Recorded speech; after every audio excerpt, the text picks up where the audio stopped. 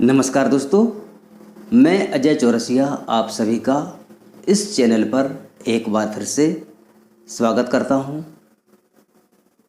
आपके जेब में कुछ सिक्के होंगे या नोट होंगे और आपको किसी वस्तु की आवश्यकता है, तो आप दुकान पर जाएंगे और उस वस्तु को लेकर आ जाएंगे। मान के चलिए आपको एक पेन की आवश्यकता है, तो आप दुकान पर जाएंगे, वहाँ पर 10, 5, 15, 20 जितने का भी आपको पेन लेना है उतना पैसा आप दुकानदार को देंगे और पेन लेकर आ जाएंगे।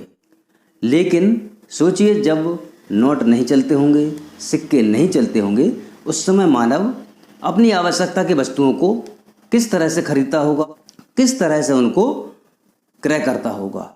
आज के इस वीडियो में हम इसी विषय पर बात करेंगे कि जो हमारे जेब में मुद्रा होती है उसका विकास कैसे हुआ है। चैप्टर है 17 मुद्रा एवं वित्तीय प्रणाली। इस टॉपिक में हम समझेंगे कि मुद्रा का विकास कैसे हुआ है, लेकिन इसके पहले हम मुद्रा को अंग्रेजी में क्या कहते हैं और इसका नाम मुद्रा क्यों रखा गया है, इस पर चर्चा करते हैं। मुद्रा को अंग्रेजी में मनी कहा जाता है, MONEY मनी, जो कि लैटिन भाषा के मोनेटा शब्द से बनी है। किससे बनी है? मोनेटा से। हिंदी में इसको मुद्रा कहते हैं और मुद्रा शब्द अंग्रेजी में मनी कहलाता है और मनी शब्द जो बना है लैटिन भाषा के मोनेटा से बना है। मोनेटा रोम में देवी जूनो को कहा जाता है। प्रारंभ में देवी जूनो के मंदिर में ही सिक्कों की ढलाई का काम होता था, वहीं पर सिक्के बनाए जाते थे और लैटिन भाषा में मुद्रा को पेक्यूनिया कहते हैं, जो कि पेकस शब्द से बना है, जिसका अर्थ होता है पशुधन।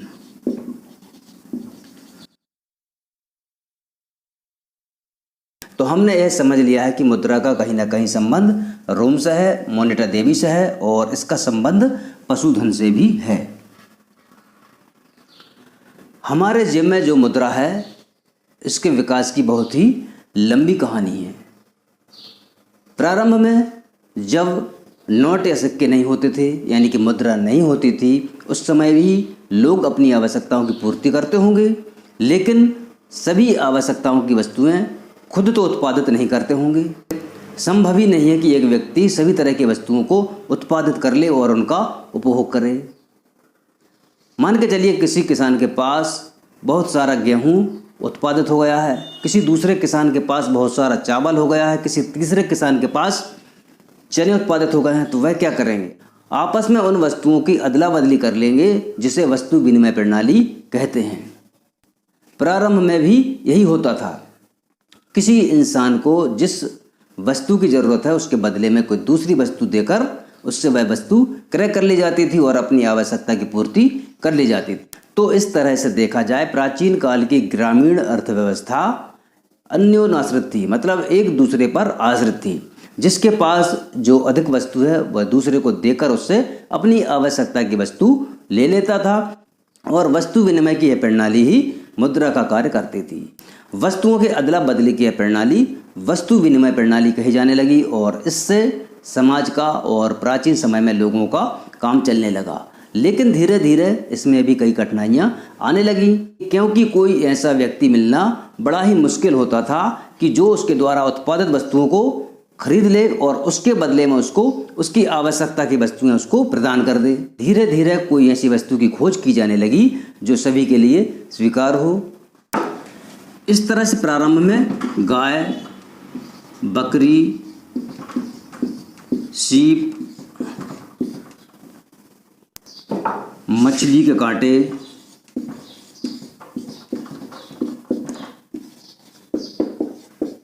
हाथी के दांत, जानवरों की खाल,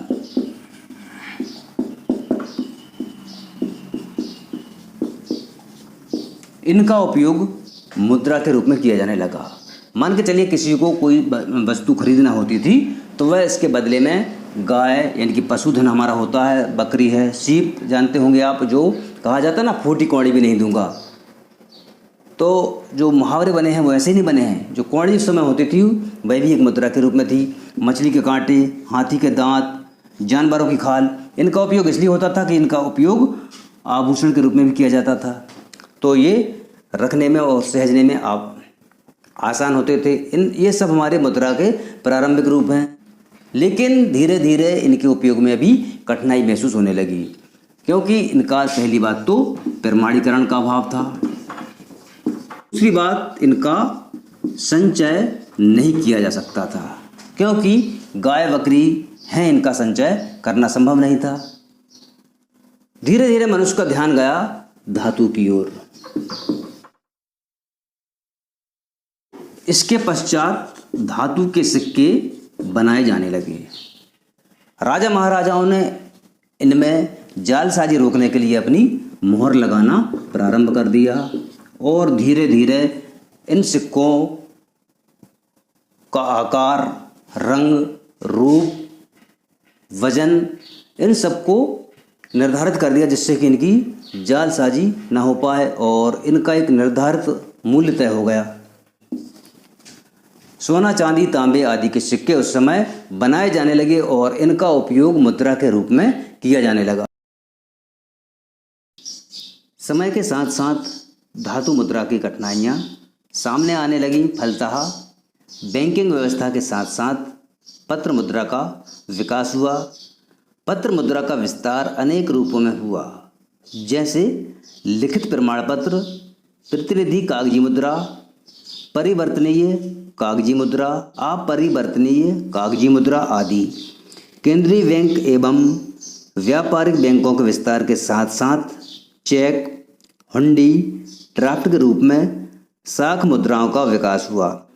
वर्तमान में क्रेडिट कार्ड और एटीएम कार्ड के रूप में प्लास्टिक मुद्रा भी चलन में है।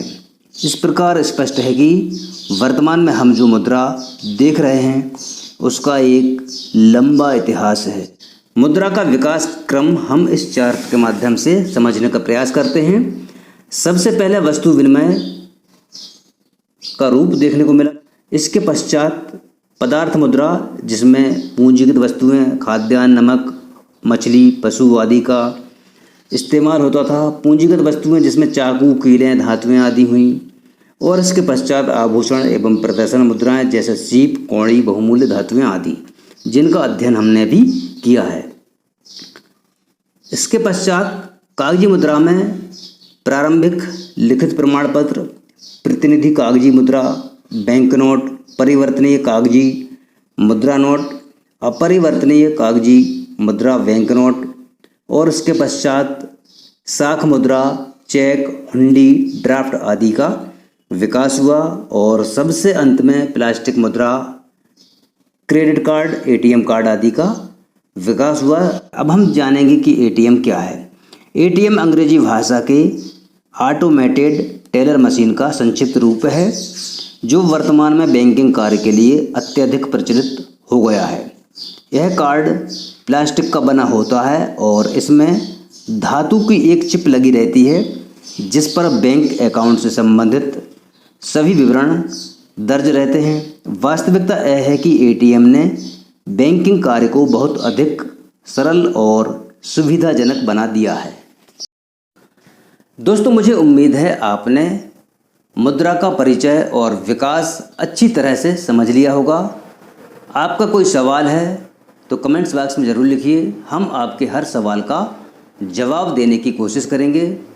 इसके साथ ही अगर आप इस तरह के वीडियो देखते रहना चाहते हैं तो इस चैनल को सब्सक्राइब कर लीजिए, बेल आइकन को दबाकर नोटिफिकेशन को ज़रूर ऑन कर लीजिए। वीडियो अच्छा लगा हो तो वीडियो को लाइक कीजिए, शेयर कीजिए। वीडियो देखने के लिए धन्यवाद।